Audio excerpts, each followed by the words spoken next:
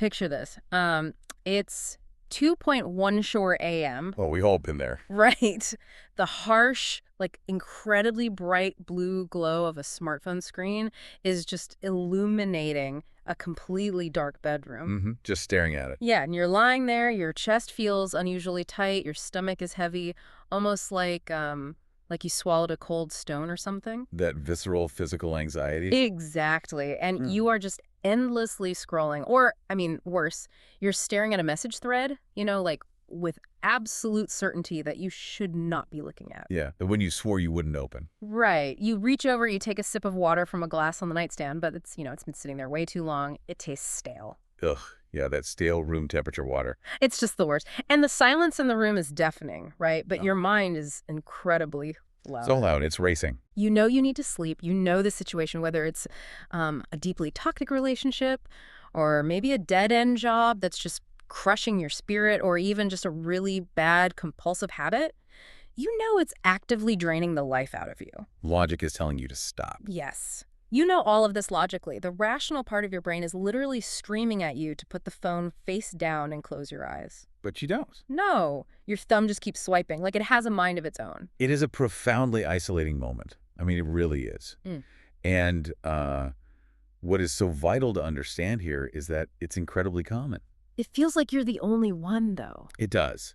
But that sensory experience you just described, the blue light, the tight chest, the racing heartbeat, that is the physical manifestation of being caught in a loop. Like a glitch in your own brain. Exactly. Your rational brain desperately wants to escape, but your body and your subconscious are fiercely clinging to it. It's basically a state of internal warfare. And that state of internal warfare is exactly what we are unpacking today. I mean, why do we do this? It's the ultimate question, right? Why on earth do we fiercely cling to people or to habits or, even to deeply held beliefs that are actively, demonstrably harming us? Yeah, it defies all logic.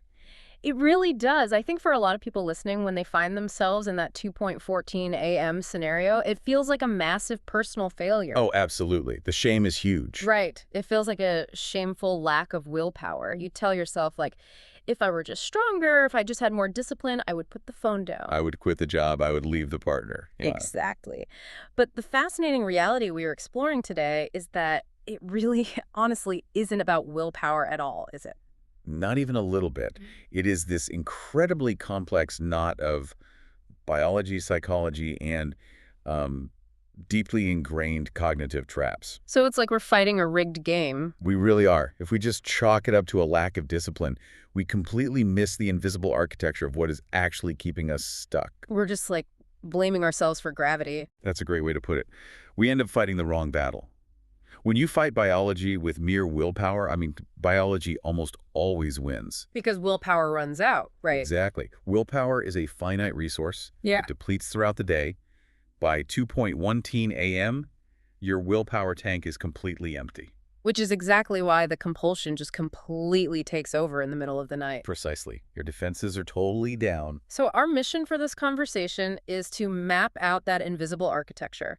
We are going to expose the invisible forces keeping you stuck in those destructive loops. It's so important to shine a light on this. We're going to uncover the mechanics of how to physically and mentally detach. And ultimately, we're going to learn the profound art of unlearning so you can really rewrite your own potential. And we're pulling from some incredible research today. We are. We have an incredibly rich array of material covering everything from the neurobiology of trauma and toxic relationships to the psychology of rethinking. And the science of emotional regulation, too. It's fascinating. It is. And the most compelling part of this research, to me at least, is how interconnected it all is. Oh, it's totally universal. Because whether you are trying to leave a manipulative partner or, quit a terrible job or just change a rigid mindset that's holding you back, the underlying mechanics are the same. They're surprisingly similar. The brain processes a toxic boss and a toxic belief using many of the exact same neurological pathways. Wow. Okay, let's start by grounding this in the physical reality of being stuck. There's a term that comes up constantly in the literature, the trauma bond. Yes, the trauma bond. It's a heavy term, but so crucial. For a long time, society looked at people who stayed in terrible situations and thought, well, they must just enjoy the drama. They're a glutton for punishment, right? which is so dismissive. It is. But staying in a toxic loop is not masochism. It is a literal biochemical reaction. From what I understand, it closely mirrors the neurochemistry of substance It addiction. mirrors it almost perfectly, actually. Wait, really? Like clinically? Clinically. To understand how a trauma bond hijacks your nervous system, you really have to look at the sequence of events that creates it. Okay, walk me through it. How does it start? Well, it almost never starts with toxicity. That's the trap. It usually starts with something called love bombing. Love bombing. I've heard that term. Yeah, so imagine you enter a new relationship, or even like a new workplace. Mhm. Initially, you were just flooded with intense, overwhelming validation. Like they're obsessed with you. Exactly. You are told you're perfect, you're brilliant, you are exactly what they have been searching for. So if it's a job, the company tells you that you are the missing piece to their puzzle. Right. And if it's a romantic partner, they tell you they have never felt this way before in their entire life. It's like someone handing you the script to your favorite movie and suddenly you are the absolute star. That's a perfect analogy. You are soaring. It is the honeymoon phase on absolute steroids. And your brain just eats that up, right? Oh, completely. Your brain responds to that environment chemically. It gets completely saturated with dopamine. Which is the reward chemical. Yes, dopamine drives reward and motivation, and it also gets flooded with oxytocin, which drives bonding and trust. So you literally feel incredible physically. You do. Your baseline for happiness shifts way upward. You start relying on this person or this environment to provide those feel-good chemicals. You become dependent on them for your own happiness. Exactly. But then the environment shifts. Hmm. The manipulator or the toxic corporate culture starts withdrawing that affection or praise. They just pull back. But the key here is that they don't withdraw it completely or predictably. Because if they did, we'd just leave. Right. Exactly. If they just turned mean and stayed mean, the spell would break. We would walk away. So what do they do instead? They introduce what behavioral psychologists call intermittent reinforcement. Intermittent reinforcement. Okay, break that down for me. It means they give you affection and then they withdraw it randomly. It's totally unpredictable. Like, they praise your work enthusiastically on Tuesday, but on Wednesday, they are inexplicably cruel. Yes. Or dismissive. Or they just give you the silent treatment for no apparent reason. And that unpredictability is the trap. That unpredictability is the crucial variable. Intermittent reinforcement is the exact same psychological mechanism used in casino design. Yes. The slot machine analogy. I was reading about this in the source material, and it honestly blew my mind. It's powerful, isn't it? It is. So if you think about a slot machine, if it paid out a small amount every single time you pulled the lever, it would actually be boring. Right. You would just be an ATM at that point. Exactly. It'd be a transaction, not a game. You'd get your money and you'd just walk away. And conversely, if it never paid out, you would get frustrated and walk away immediately too. Because it's obviously broken. Yeah. But because it pays out completely randomly, like maybe the next pull is the jackpot, maybe it's the 100th pull. Maybe it's the third pull. Right. Your brain becomes utterly obsessed. Because the unpredictability actually creates a much higher spike in dopamine when the reward finally does come. Wait, higher than if it was predictable? Much higher. In fact, neurological studies show that the massive dopamine spike doesn't happen when you actually get the reward. Really? When does it happen? The massive spike happens during the anticipation of the reward. Oh, wow. That is so dark. It is. The anxiety of not knowing literally becomes the hook. So you are suddenly willing to endure like 99 terrible experiences, 99 pulled levers of silence or criticism, just to get that one fleeting moment of validation again. Yes. Your brain is frantic. You aren't actually in love with the person at that point. You are in a desperate chemical attachment to the possibility of the reward. It's a profound state of dysregulation. It's exhausting. In a healthy relationship or a healthy job, your nervous system is regulated. You feel a baseline of safety. The rewards are consistent. You know where you stand. Exactly. But in a toxic dynamic, your nervous system is swinging wildly between the crushing anxiety of withdrawal and the euphoric relief of that intermittent reward. Which means, and this is a really tough pill to swallow, it is actually biologically harder to leave an abusive or toxic dynamic than a healthy one. Biologically, yes, absolutely. Because a healthy relationship doesn't turn your neurochemistry into a frantic casino. Right. Leaving a healthy relationship is sad, but leaving a toxic one triggers a visceral, literal withdrawal. And this leads us to the immediate relief trap, doesn't it? Yes, it does. When you are in that withdrawal phase, when you're feeling that heavy sadness and that tight chest at 2:17 a.m., your brain is panicking. Because it's starved of that dopamine. Right. It recognizes the deficit, and it demands homeostasis. It starts screaming at you for a quick fix. Because the brain doesn't care about your long-term happiness, right? It Mhm. just cares about immediate survival. Immediate relief. Yeah. It feels awful, and it says, I know exactly how to fix this right now. So we grab the alcohol or the junk food, or we text that toxic ex, or we fall back into the mindless scrolling. The brain is incredibly efficient. It knows that taking that specific action will provide a hit of dopamine and instantly soothe the distress. And the insidious part is that it actually does work. Temporarily, yeah. Right. Like if you text that toxic person and they text you back something sweet, the pain vanishes. It works for about 10 minutes. But then the emotional crash afterward is devastating. You are back exactly where you started, but now you have the added weight of guilt and shame. You feel like you betrayed yourself. It's like trying to quit eating sugar while you are literally living inside a bakery. Your own brain is aggressively working against your best interests. It really is.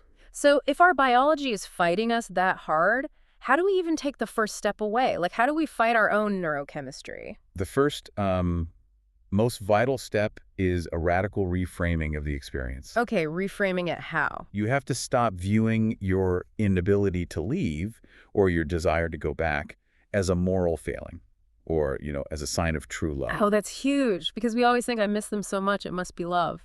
Right, but you have to recognize the biological addiction for what it actually is. You have to treat the separation as a literal withdrawal period. Just like detoxing from a drug. Exactly. Yeah. Just as someone recovering from severe substance abuse expects to feel physically ill, anxious, shivering, and desperate during detox. You have to expect that walking away from a toxic loop will feel physically terrible at first. Yes, that reframe is incredibly powerful. Because usually when we leave a bad situation and we suddenly feel panicked, we interpret that feeling as a signal. We think we made a mistake. Right. We think, oh no, I feel terrible. This must mean I really belong there. I need to go back. But you're saying that feeling is not a signal of truth. It's just a symptom of chemical withdrawal. Exactly. The anxiety, the craving to reach out, that isn't a sign that you made a mistake by leaving. It is literally a sign that the toxic chemicals are leaving your body. Wow, the toxic chemicals are leaving your body. If you can label the craving as withdrawal rather than love or intuition, you strip it of its power over your decision-making. That makes so much sense.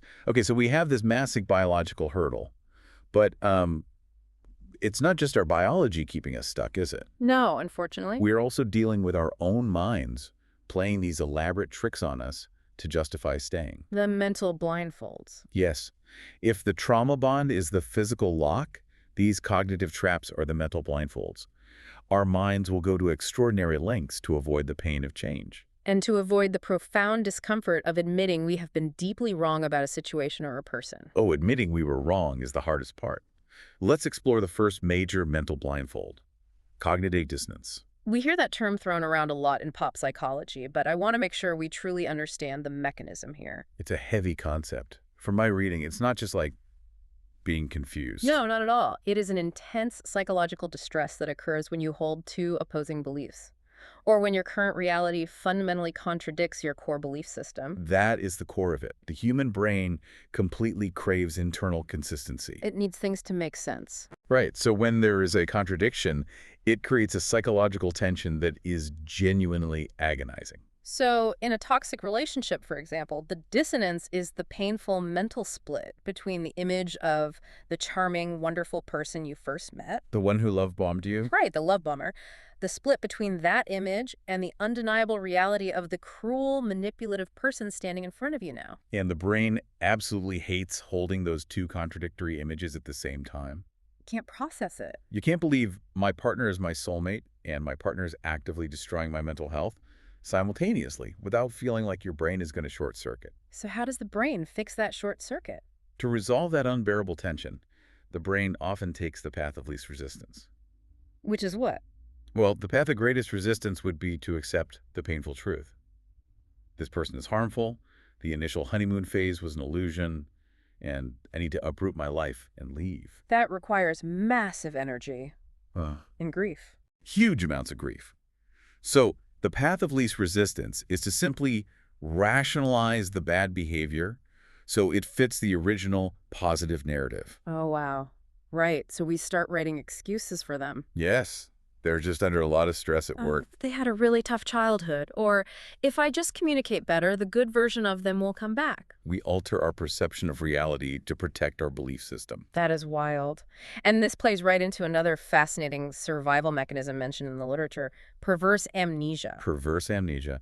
It's a remarkable, if deeply frustrating phenomena. What exactly is it? It is the brain's way of conveniently forgetting or blunting the emotional impact of the abuse, the insults, the neglect, Just wiping it away. basically, Right. while vividly highlighting and remembering the good times. It sounds like a glitch, honestly, but it's actually a protective mechanism, isn't it? It is. If we remember all the terrible things with full emotional clarity, we have to feel the crushing weight of that trauma all at once. Which we might not survive. Exactly.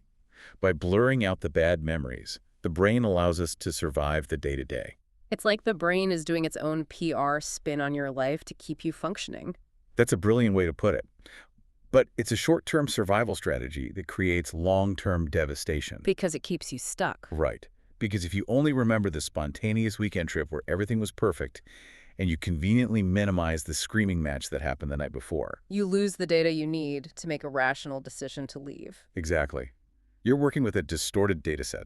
Which brings us to a concept that completely changed how I view my own stubbornness, the totalitarian ego. Oh, yes. The totalitarian ego. When I first read that phrase, I thought, wow, that is an incredibly aggressive term for something inside my own head. It is aggressive because the mechanism itself is aggressive. How so? The totalitarian ego acts like a ruthless dictator living inside your head, and its sole job, its prime directive, is to act as a heavily armed bodyguard for your existing beliefs and your self-image. So how does this inner dictator operate in real time? Like if someone comes up to me and challenges a belief I hold dear, what is actually happening neurologically?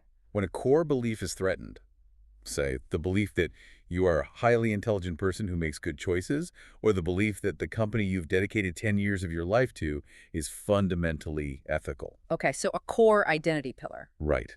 The totalitarian ego perceives that challenge not as a simple difference of opinion, but as a literal threat to your survival. Wait, a literal threat, like being chased by a predator. Exactly. The brain does not easily distinguish between a physical threat to your body and a psychological threat to your identity. That's terrifying. It is. The totalitarian ego triggers the amygdala, which is the fear center of the brain. It activates your primal fight-or-flight response. So logic goes out the window. Completely. It suppresses the prefrontal cortex, which handles logic and reasoning, and floods your system with adrenaline. So when a good friend gently sits me down and says, hey, I think your relationship is really toxic, you aren't yourself anymore. Or a colleague says, I think this business strategy we've spent 6 months on is completely failing. My brain doesn't just calmly process that feedback. No, kind of. My totalitarian ego registers it as an attack. My heart rate spikes, my chest gets tight, I get immediately defensive. You might even get angry and lash out at the friend. Because I am literally willing to fight to defend the very thing that is ruining my life, just to protect my ego from the pain of being wrong. You become an aggressive defender of your own prison. That is so profound. And because this happens gradually, we rarely notice it. This gradual normalization is so key. A lot of people use the boiling frog analogy here. Oh, right. You know, if you drop a frog into boiling water, it jumps out. But if you put it in lukewarm water and slowly turn up the heat, it boils to death because it doesn't notice the gradual change. Right, it's a common analogy. Though, ironically, from a biological standpoint, the boiling frog story is actually a complete myth. Wait, really? The frog wouldn't stay? No. A real frog will absolutely jump out of the water as soon as it gets uncomfortably hot. I love that. The frog is actually smarter than us. We are literally the only creatures that will sit in the water and rationalize why the boiling water is actually good for us. We use our totalitarian ego to defend the pot. That's hilarious and sad. Is that? A much better, more modern analogy I was thinking about is adjusting to a failing part in your car. Oh, I like this. Tell me. Let's say the suspension in your car is slowly degrading over the course of 2 years. It happens so incrementally that your muscles and your driving habits unconsciously adjust to the terrible handling. You just get used to it. Right. You Yeah. think the car drives fine, you compensate for the drift, you brace for the bumps, it becomes your normal. But then you take it to a mechanic and the mechanic drives it around the block and comes back terrified. They say, how are you driving this? This is a death trap. That is a brilliant illustration of baseline shifting. Baseline shifting, that's the clinical term. Yes, your sensory baseline keeps adjusting to the new normal, just as we adjust to slowly escalating toxicity in a relationship or a job. We compensate. We walk on eggshells. We manage the other person's moods. And by the time the situation is completely lethal to our mental well-being, we have entirely normalized it. We normalize the broken suspension, and we get angry at the mechanic for pointing it out. Exactly. It really makes you realize how exhausting it must be for our brains to constantly guard these outdated baselines and beliefs. So exhausting. I mean, we renovate our kitchens when they look outdated. We upgrade our phones every 2 years without a second thought. But we adamantly refuse to renovate our opinions. We hold on to a belief we formed a decade ago or a relationship dynamic we established years ago, and we defend it as if our lives depend on it. We love upgrading our possessions, but we view upgrading our mindset as a profound threat to our identity. Okay, so we have laid out the battlefield here. We are fighting a massive biological disadvantage, the dopamine slot machine and the withdrawal. And we are fighting a psychological war, the totalitarian ego, cognitive dissonance, and baseline shifting. So how in the world do we execute a tactical retreat? How do we actually get out of the car with the broken suspension once we finally realize it is broken? This brings us to the most crucial, practical, tactical interventions. Okay, I'm ready. What's the first step? Once you understand that you are dealing with an addiction mechanism, the escape hatch becomes clear.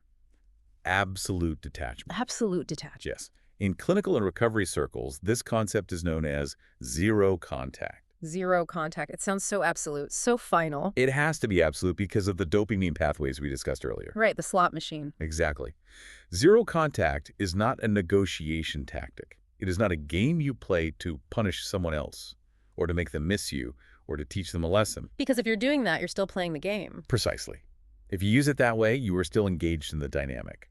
Zero contact is an oxygen mask for yourself. So what does it actually entail? It means systematically and ruthlessly blocking all avenues of communication, physical, digital, and emotional. So no phone calls, no text messages, but it goes deeper than that, right? Much deeper.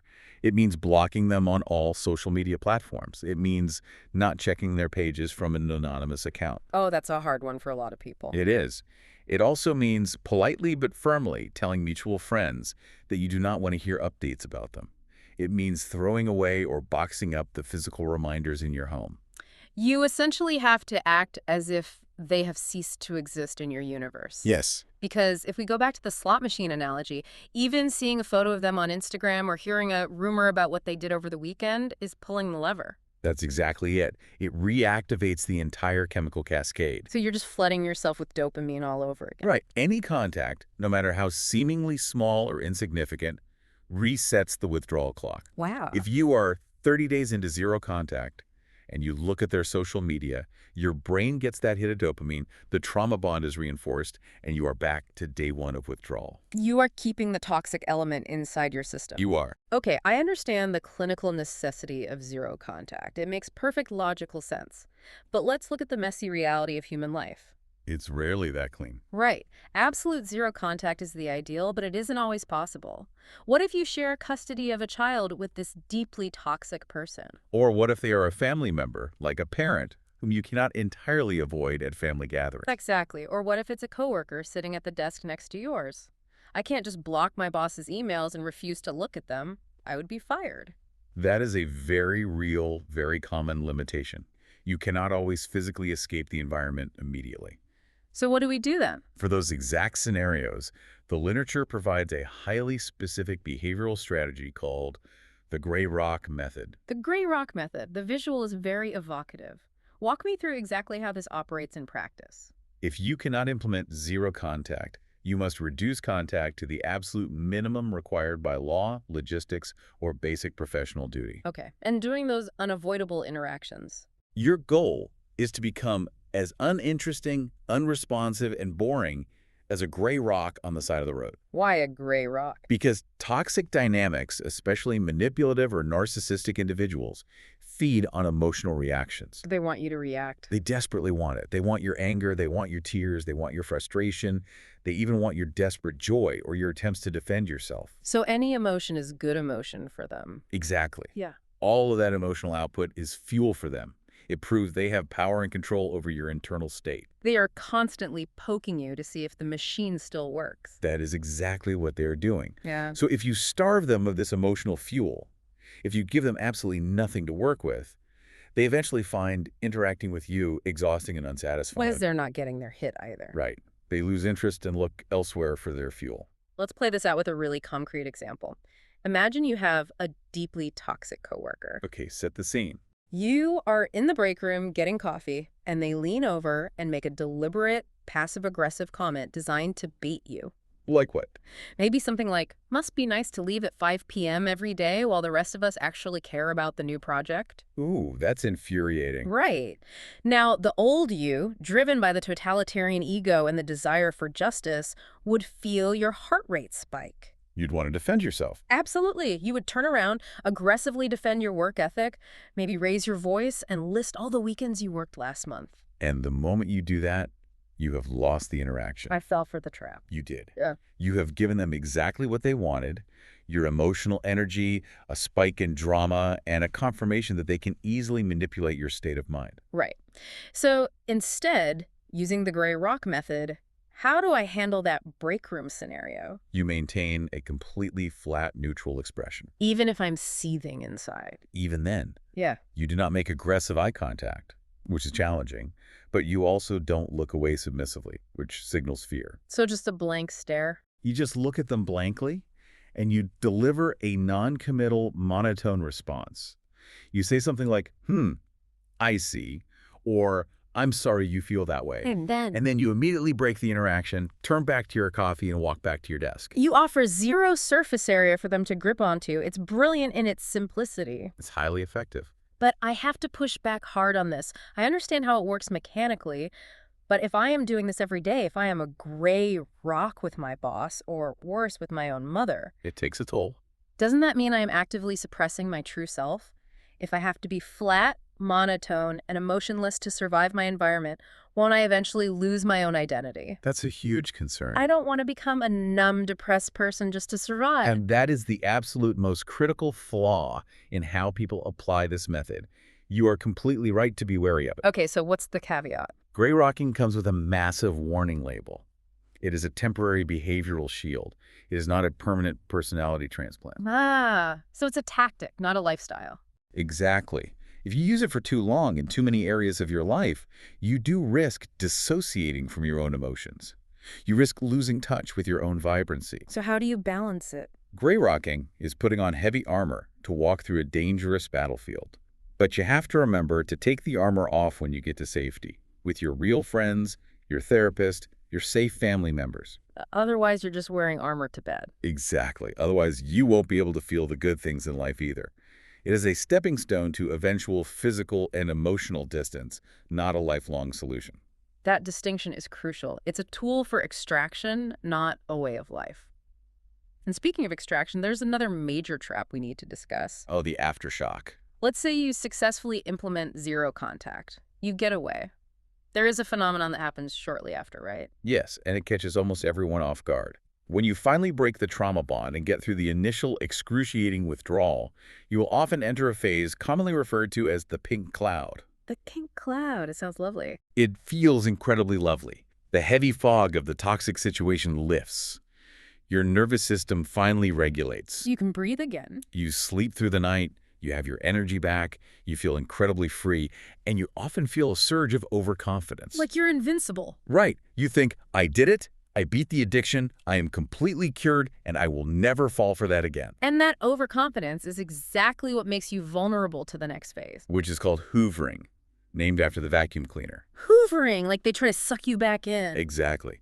The toxic element, the manipulator, or even the toxic workplace trying to rehire you will eventually sense your absence. They realize their reliable source of fuel and compliance is gone. And they don't like that. No.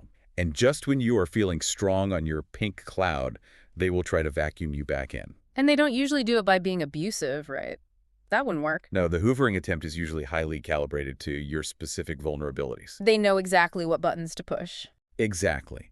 It might be a heartfelt, tearful apology, taking full accountability, which is what you always wanted to hear. Or a crisis, right? Yes, it might be a manufactured crisis where they suddenly need your specific help, preying on your empathy. Or it might just be a casual, nostalgic text. Thinking of that time we went to the coast. Hope you're well. And because you are on that pink cloud, your totalitarian ego tricks you again. You feel safe. You think, I'm strong now, I'm over it. I can handle a quick coffee with them to get closure. I can hear them out without getting sucked back in. I'm in control. And the moment you sit down for that coffee Right. or reply to that text, boom, you pull the lever on the slot machine. And the withdrawal resets. The dormant trauma bond pathways in your brain light up, the chemical cascade begins, and within weeks or even days, you are right back in the boiling water. Which is why understanding the mechanics of hoovering is so vital. If you expect it to happen, Yeah. you can recognize the apology or the crisis for what it actually is, a manipulation tactic to extract fuel, not genuine lasting change. And you can maintain your zero contact. That's exactly. Okay, so we have mapped out the physical and emotional extraction. We have our tactical retreat. But this brings us to a massive pivot in our conversation. This is the internal work. Right, because escaping toxic people or a terrible job is only half the battle. If we don't address what is going on inside our own heads, if we don't change how we process information and identity, we will simply leave one toxic situation and unconsciously seek out another one that feels familiar. We repeat the cycle. We do. We have to escape our own toxic certainties. This is where the profound unlearning begins. We generally define intelligence as the ability to learn to accumulate knowledge, master a skill, and apply it. That's how school taught us. But the psychological literature introduces a critical paradigm shift. Yeah. In a world that is changing as rapidly and unpredictably as ours, true intelligence is actually the capacity to unlearn and to rethink. Unlearning, that is such a disruptive concept. It goes against everything we are taught in the traditional education system. In school, you're taught to gather facts, memorize them, form an answer, and then fiercely defend that answer on a test. Yes, and that early conditioning traps us in three very specific, rigid cognitive modes when we communicate, argue, or even just think about our own beliefs. Now, there are those modes. We unconsciously slip into the roles of the preacher, the prosecutor, and the politician. Let's break those down, because recognizing these in myself was a deeply humbling experience. Yeah. They sound like the three worst dinner party guests imaginable. They are, and unfortunately, they live in all of our heads. Let's start with the preacher. Okay, the preacher. We enter preacher mode when we feel our sacred ideals or core beliefs are threatened. We stand on our mental pulpit and deliver sermons to protect and promote our ideology. So we're not actually listening. Not at all. We're not looking for dialogue. We are broadcasting. We want to convert the other person. And we shut out any dissenting views as heresy. Well, I definitely know I've been the preacher. You find a new workout routine or a new diet or a new productivity hack, and suddenly you are cornering your friends. You have to try this. It'll change your life. Exactly. You're saying, let me tell you why my way is the only way to live, and you are ruining your life if you don't do it. You aren't listening to their needs, you are just preaching. We all do it. Okay, what about the prosecutor? We shift into prosecutor mode when our goal is to recognize and attack the flaws in other people's reasoning. Like we're in court. Yes. Oh. We marshal arguments, we look for logical fallacies, and we fiercely cross-examine the other person to prove them wrong and win the case. It sounds exhausting. The goal isn't to discover the objective truth. The goal is to defeat the opponent and look smart doing it. So basically, the entire internet, social media is just millions of prosecutors yelling at each other, trying to score points. A giant courtroom of prosecutors, yes. And the third mode, the politician. The politician mode emerges when we are primarily seeking to win over an audience. We campaign and lobby for the approval of our constituents. Whoever those constituents might be. Whether that's our boss, our parents, our peer group, or our followers online. We mold our stated opinions, or at least how we express them, to whatever will gain us the most favor and social currency. Rather than what we actually believe to be objectively true. Exactly. We just want the votes.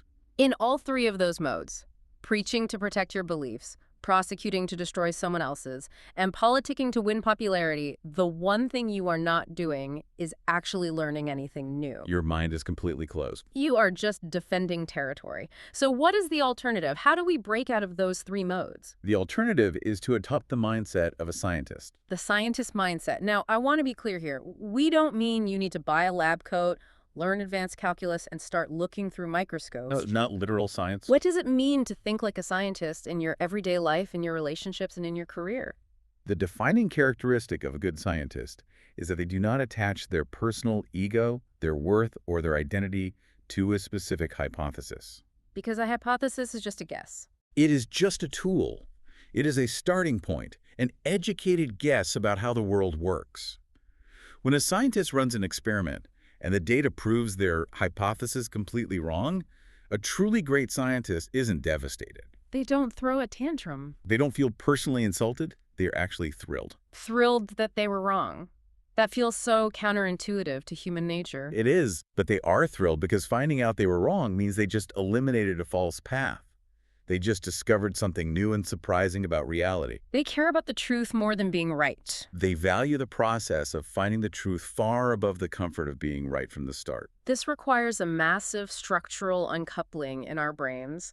We have to fundamentally separate our identity from our opinions. That is the absolute key. Usually, if I believe strongly in a certain economic policy or a certain style of parenting or a certain software tool, I wrap my identity around it. I subconsciously say, I am the kind of person who believes X. And that's where the danger lies. So if you come along and attack belief X with new data, my totalitarian ego perceives it as an attack on me. It feels like you are trying to kill a part of my identity, so I fight back as the preacher or prosecutor. Exactly. The key to the scientist mindset is to base your identity on your core values, not your specific beliefs or current opinions. Give me an example of a core value versus an opinion. Your core values might be curiosity, kindness, integrity, or a dedication to excellence. Your opinions are just the temporary methods you are currently using to pursue those values. Oh, that makes so much sense. If you identify as someone who values truth above all else, then changing your opinion when presented with better evidence isn't a flip-flop. It isn't a failure. What is it then? It is a pure demonstration of your core identity in action. Let me repeat that because it is so vital. If I am not my opinions, then changing my mind isn't a defeat, it's an upgrade. That's a beautiful way to phrase it. That framing takes so much pressure off daily life. I don't have to be right in every meeting. I don't have to win every argument with my spouse. I just have to be open to learning what is actually true. It's incredibly freeing. And to ground this in reality, there is a brilliant, concrete study about how powerful this scientist mindset is in the real world. The study with the Italian startup founders. Yes, this study is phenomenal. I want to spend some time on this because it perfectly illustrates the financial and practical cost of the preacher mode. It is a landmark observation in the study of entrepreneurship and cognitive flexibility. Walk us through what the researchers did. Researchers went to Milan and gathered over 100 founders of early-stage startups. These were companies across all sectors: tech platforms, retail concepts, furniture design, you name it. A really diverse group. Very. They split these founders randomly into two groups. The first group, the control group, was taught traditional, standard business strategy. Standard business school stuff. How to write a massive business plan, how to interview customers, build prototypes, pitch investors, and launch products. Right. It was rigorous, high-quality training. And the second group. The second group received the exact same length of training, covering the exact same business concepts, but with one fundamental psychological difference. Which was? They were taught to view their entire startup through a strict scientific lens. How does that actually apply to running a business day to day? They were taught a new vocabulary and a new mindset. They were instructed that their brilliant business strategies were merely unproven theories. So not facts, just guesses. Right. Their customer interviews were not sales pitches. They were tools to develop hypotheses. And their product launches were not grand, ego-driven unveilings of their genius. They were simply experiments designed to test those hypotheses in the real world. And what if the experiment failed? They were instructed to rigorously measure the results and make decisions based purely on whether the hypothesis was supported or rejected by the data, regardless of how much they loved the original idea. So they completely systematically removed the ego from the business plan. Exactly. And the divergence in their results over the following year was staggering. Tell me the numbers. The control group, the traditional founders who wrote the standard business plans, generated an average revenue of about $300. $300 after a full year. That's barely a weekend lemonade stand. It was a very poor showing. But the scientific group, the founders who were trained to view everything as a hypothesis test and detach their ego. They generated an average of over $12,000 in revenue in the same time frame. That's crazy. And they achieved this success much faster, they attracted paying customers much earlier, and they were far more likely to survive the year. That is a massive quantifiable difference. What actually happened on the ground? Why did the traditional group fail so badly in comparison? The traditional founders fell victim to the preacher and politician modes. They fell in love with their original ideas. They attached their identity to the product. Right. They spent months building the perfect product in secret. When they finally launched and the market didn't respond well, they didn't learn from it. What did they do? They preached the virtues of their product, they stubbornly defended their first prototypes, and they blamed the customers for not getting it. Oh, classic preacher behavior. They refused to pivot because pivoting felt like admitting failure. They were guarding their egos while their companies died. And the scientific founders, how did their day-to-day look different? The scientific founders pivoted constantly. They launched messy, imperfect prototypes early. Because they didn't care if it was perfect. Right, because their identity wasn't tied to the first idea being perfect. When an experiment failed and nobody bought the product, they didn't cry in a boardroom. They just looked at the data. They simply looked at the data and said, "Fascinating. The market does not want this feature. Our hypothesis was wrong. Let's change the hypothesis and try again tomorrow." They adapted instantly. Let go of what wasn't working without emotional baggage. That is the power of unlearning in real time. The ability to look at your own creation, realize it's deeply flawed, and joyfully tear it down to build something better because your ego isn't tied to the bricks. It's a superpower. So this brings us to the final and perhaps most difficult phase of this journey: rebuilding your environment and embracing doubt. Because taking action is hard. Right. We know we need to think like scientists, but it's easy to talk about this in a theoretical conversation. It is incredibly hard to do on a Tuesday morning when you are exhausted, your boss is yelling at you, and your kids are screaming. Theoretical is always easier. How do we actually construct a daily reality that supports this flexible mindset? The first step in building that environment is completely rethinking our cultural relationship with confidence. Because we worship confidence, right? We live in a society that worships unwavering certainty. We think the true expert is the person who has a loud, immediate answer for absolutely everything. But that's not actually true wisdom. True wisdom, from a cognitive standpoint, isn't knowing everything. It's knowing exactly what you don't know and being comfortable with that gap. Because if you think you already know everything, you completely stop looking for new information. Your unlearning process dies. Exactly. And this leads to the very famous Dunning-Kruger effect, where incompetence actually breeds overconfidence. Explain that for those who might not know it. People who know very little about a complex subject lack the required expertise to recognize how vast the subject is and how much they don't know. So they assume they are experts. It's the loud guy at the bar confidently explaining global macroeconomics after reading one headline on his phone. Yes, exactly. He has no idea how deep the ocean is, so he thinks he's conquered it by standing in a puddle. Precisely. To protect ourselves from falling into that trap, the psychological literature suggests a fascinating reversal.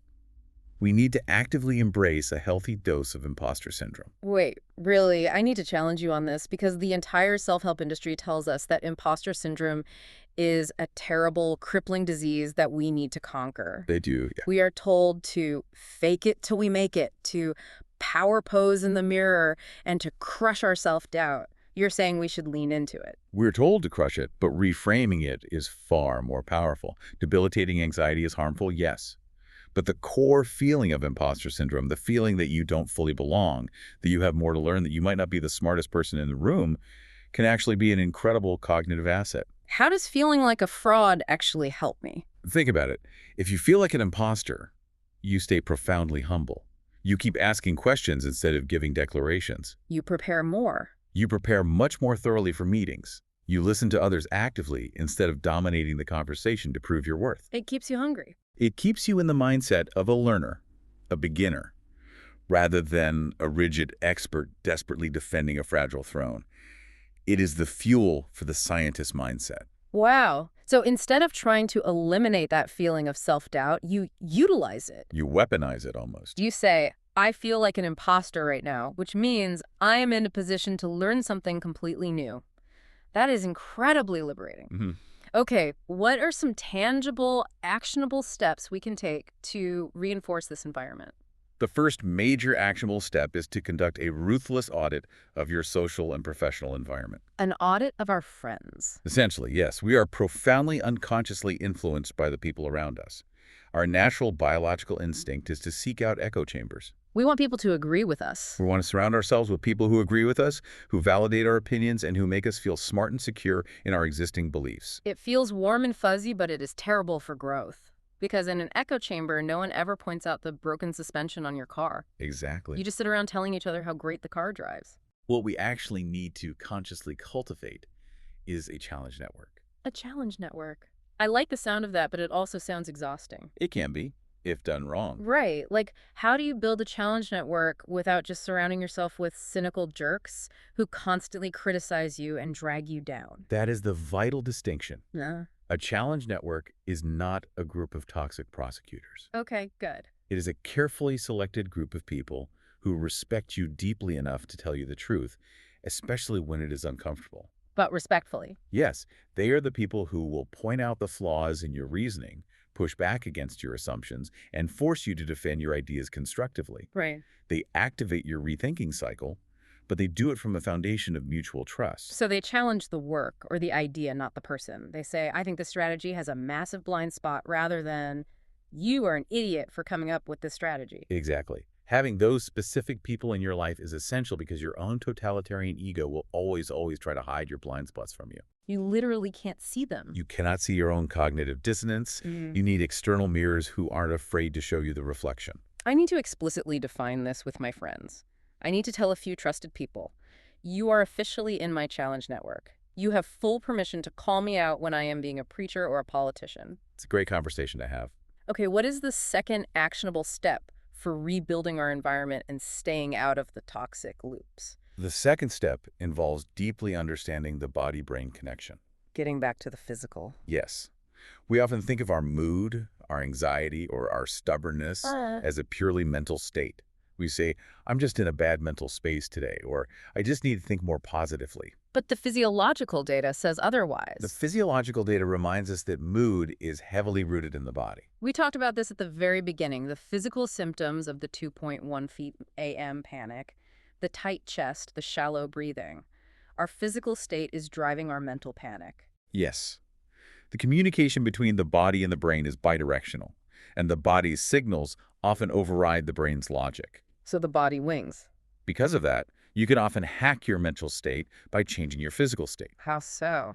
If you are stuck in a negative thought loop, or feeling the urge to break zero contact and text a toxic ex, trying to simply think your way out of it or visualize positive thoughts is often completely ineffective. Because you're still panicking. Your nervous system is still in fight or flight mode. Your amygdala is still firing. It's like trying to put out a roaring fire by just visualizing a rainstorm. You actually have to pick up a bucket and change the physical reality. Exactly. You can interrupt a depressed, anxious, or rigidly stubborn mental state with incredibly simple, immediate physical interventions. That's the easiest one. Changing your breathing pattern is the fastest route. Lengthening your exhales to be longer than your inhales stimulates the vagus nerve. And what does that do? This sends a literal, biological, electrical signal to the brain that the environment is safe, which forcibly lowers cortisol and adrenaline levels in real time. It physically turns down the volume on the totalitarian ego. What else can we do physically? Getting up and physically changing your posture. Changing your clothes to signal a transition in the day. Moving to a different physical location, even if it's just stepping out onto a balcony. Just breaking the physical pattern. And there's a beautiful, deeply researched concept about actively seeking out moments of awe. Ah, like standing on the edge of the Grand Canyon? Doesn't have to be that grand. experiencing awe, whether that's looking up at a clear, starry night sky, standing next to a large body of water, watching an incredible piece of art, or even just observing a complex insect on a leaf. Just noticing the world. Yes, it physically resets the nervous system. It forces a massive shift in cognitive perspective, Because it makes you feel small. in a good way. It reminds the brain of the vastness of the world, which physically and neurologically shrinks the perceived size and importance of whatever problem the ego is currently obsessing over. So if you are caught in a bitter argument, or you are staring at an email that makes you want to quit your job in a rage, instead of staring harder at the screen and trying to fight your brain, you need to literally walk outside. Look at the clouds. Look at the architecture of a building. Change the physical input to change the mental output. And all of this leads to a foundational psychological truth that we often get completely backward. Action precedes motivation. Action precedes motivation. We usually think it's the other way around. We do. We think, I will leave this toxic job when I feel motivated and confident enough to do so. Or I will start going to the gym when I feel energetic. Or I will reach out and build a challenge network when I feel ready. We wait for the feeling to arrive on a silver platter. But the feeling rarely, if ever, arrives on its own. The brain updates its emotional state based on the physical actions you take. So you have to move first. If you take a small step, even if you feel terrified, exhausted, or full of imposter syndrome, the brain observes your body taking action and says, oh, I guess we are doing this now. We survived the first step. Let's generate some dopamine and energy to support this new behavior. You have to act your way into a new way of thinking, not think your way into a new way of acting. Action creates the momentum. That's the only way. You drag your physical body out of the lukewarm boiling water first, and then you figure out what to do with your thoughts once you are on dry land. It is the only way to break the inertia. Let's bring this massive exploration all together. We have covered profound territory today. We really have. From understanding the brutal dopamine hits of a trauma bond and the reality of chemical withdrawal, to recognizing the totalitarian ego guarding our outdated beliefs. The invisible traps. We've established the necessity of absolute zero contact and the tactical use of the gray rock method.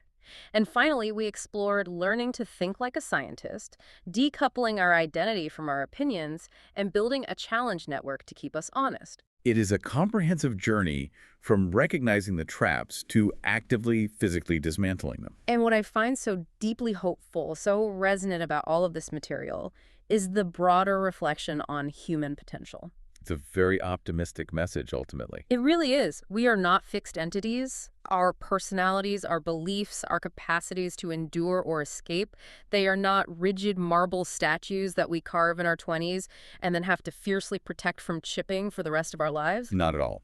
We are what system theorists call open systems. We interact with our environment, we take in new information, we exchange energy, and we adapt. And biologically, this is supported by the miraculous reality of neuroplasticity. Yes, the idea that our brains can literally rewire themselves. I love the analogy of neural pathways being like hiking trails in a forest. If you walk the same path every day, the path of a toxic habit or a defensive reaction, it becomes a paved road. It's the easiest path for your brain to take. But neuroplasticity means that if you stop walking that path, If you implement zero contact or you stop acting like a preacher, the forest eventually overgrows the road.